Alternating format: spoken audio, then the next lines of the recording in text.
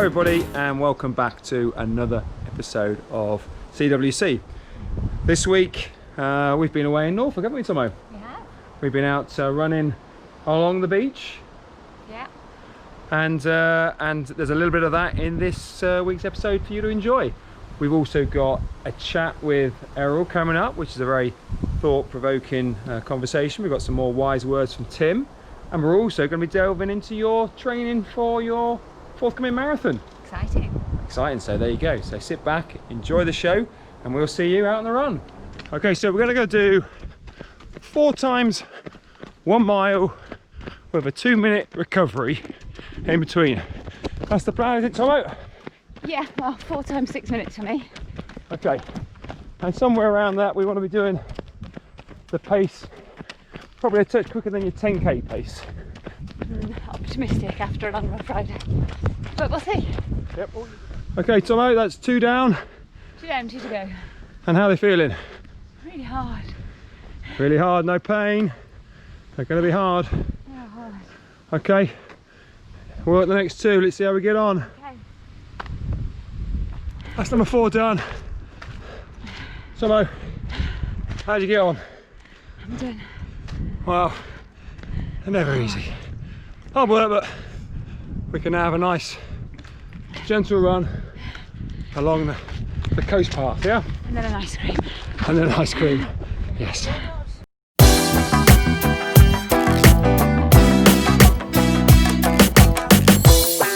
Now, chat with Chant out on location somewhere.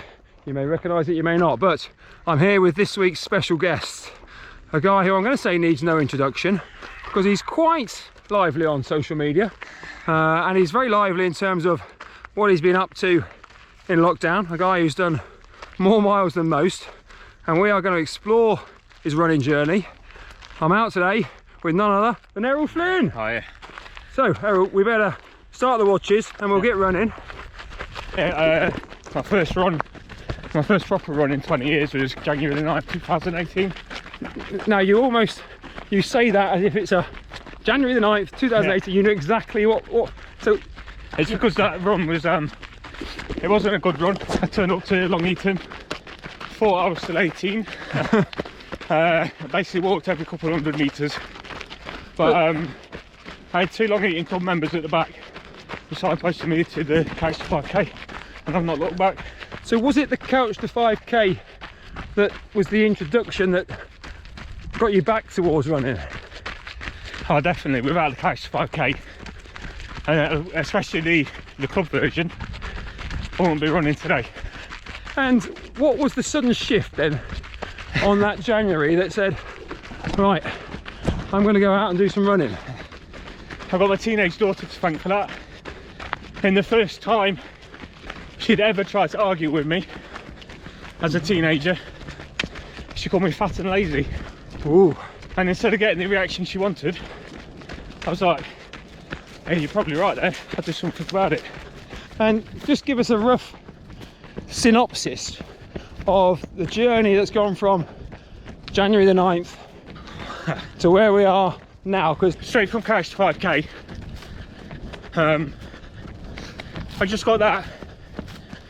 I didn't know what it was until very recently, but I did used to keep testing myself, keep pushing the miles.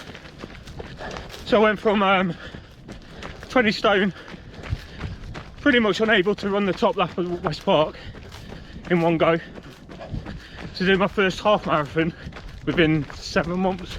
Do you look back on that with a huge amount of pride? Massive amount, because at the time when I started running, I was full of anxiety, I was fighting illness, and like I say, that run on January the 9th, that could have easily put me off running forever.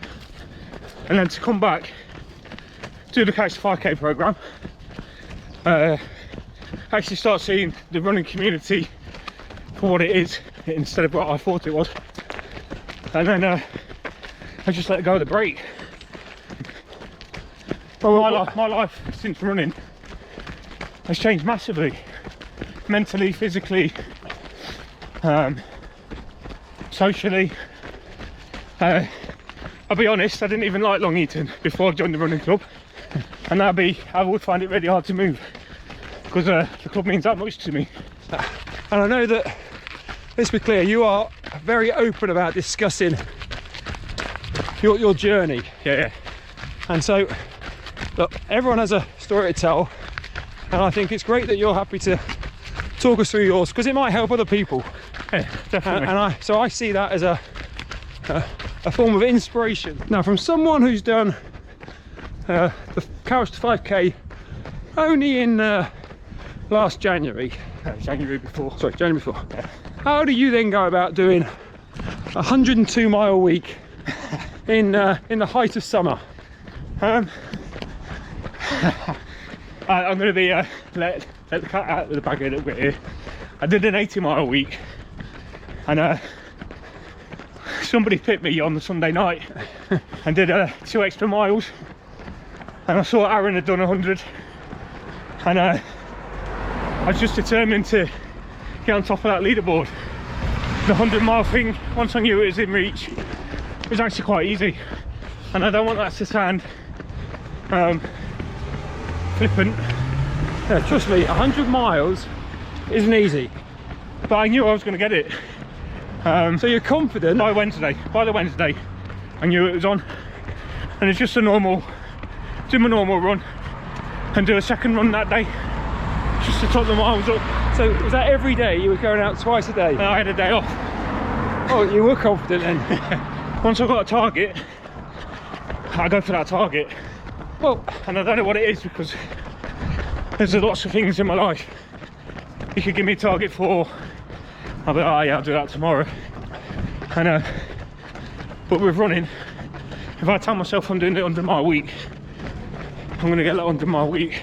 Well, okay, so let's talk about your desire for the ultra side of the running community, because I know that you've got a huge passion to get out there and do some crazy long runs. I've got the passion. That was born in the first year of running.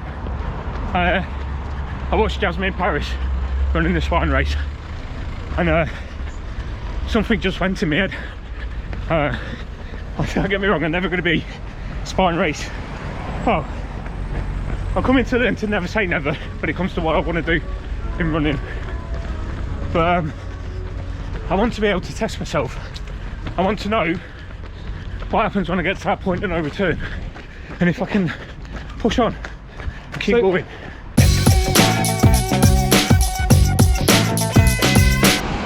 So I've had some feedback that we don't get enough input and wise words from Tomo, so we've created a little section called Tomo's Training, and she can give us an insight into how her training is going for the Tissington Marathon, which is on November the 22nd, but we don't suspect it's going to go ahead. Tomo, tell me, how are things going? Good. Long run Friday, 20 miles. Should be happy to get that done. Oh, that's always a good landmark, 20 mile out of the way. How did it feel? Do you know, it felt okay. I was a bit tired at the end, obviously, but I seemed to recover quite well, I thought. So I was very happy with that. Okay, and during the week, not so good really. I did some runs, but not to plan. Didn't do my sessions that should have been on the plan, but I don't worry about things like that. But I have just done one today, 4 by 6 minutes.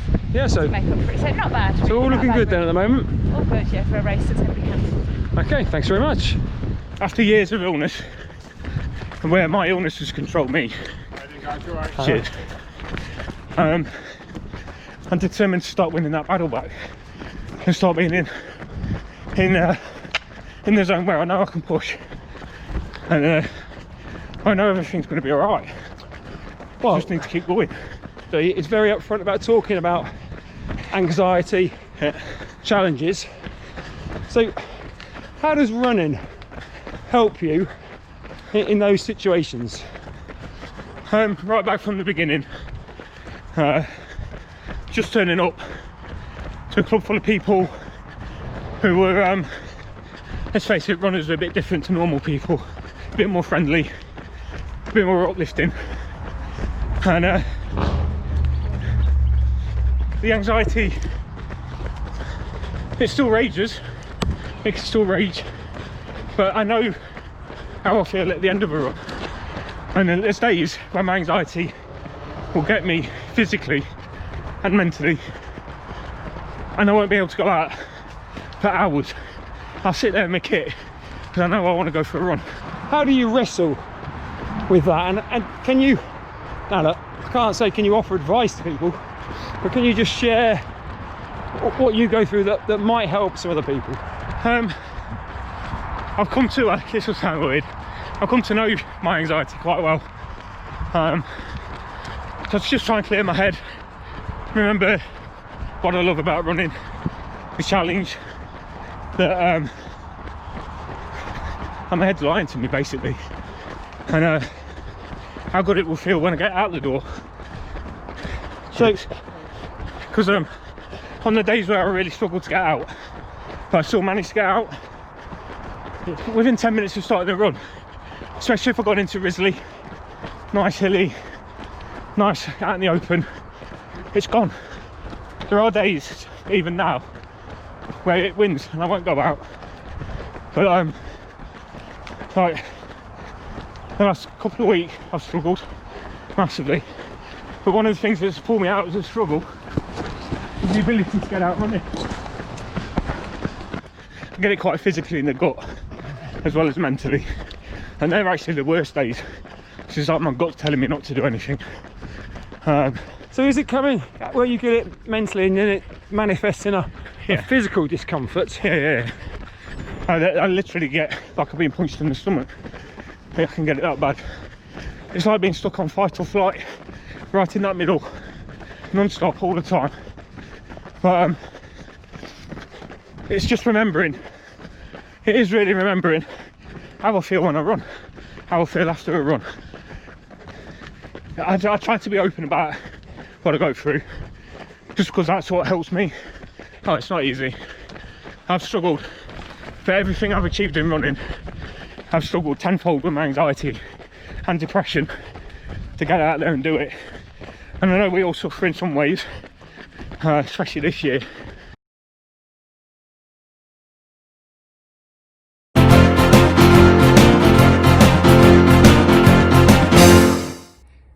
Hi everyone, and welcome to Coach Tim Talks. In today's little session, I wanted to encourage you to go out and buy some more running shoes. Hopefully that's some music to your ears, fellow runners.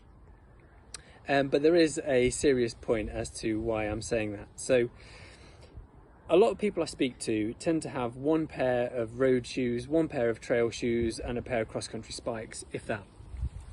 Now the problem is, if you're running more than a couple of times a week, which most people tend to do if they're running, then just like your body needs time to recover, well, so does the cushioning in your trainers. So it needs time to bounce back, so that the cushioning that it's been designed to provide for you is ready and able to give you that cushioning when you next go out for a run. So a lot of people, including myself, would advocate having a number of pairs of shoes that you just use in rotation. That way you're going to be exercising your feet in slightly different ways depending on the different shoes you're wearing. Each pair of shoes will last longer because you're not using them for as long, so there's no extra financial outlay if you average it out over time. But it also means that the trainers have time to bounce back and give you the support that they're designed to give you. Okay, enjoy that and happy shopping.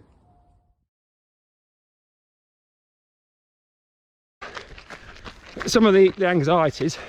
Is there anything that you would say to offer support to other people who perhaps don't feel as brave as you in terms of talking about such challenges? Within running, all I've found is genuinely good support without it being overbearing. But if your anxiety is stopping you getting out running or to events, I know we're all still waiting for them to come back. Just try and get out of that door, get your kit on and get going. before running, I was on the verge of being a proper recluse. It was that bad, and running has had such an impact on my life, positive. I recommend to anybody who's thinking about running, get into it. Struggling with running, keep going, definitely keep going. My life is unrecognisable from 2 years ago, unrecognisable. I know that you're also someone that is pushing for 5Ks, half marathons. I tell you, for somebody, I like to convince myself I'm not bothered about times. When I got that 23:10 5K in lockdown, that was such an amazing feeling.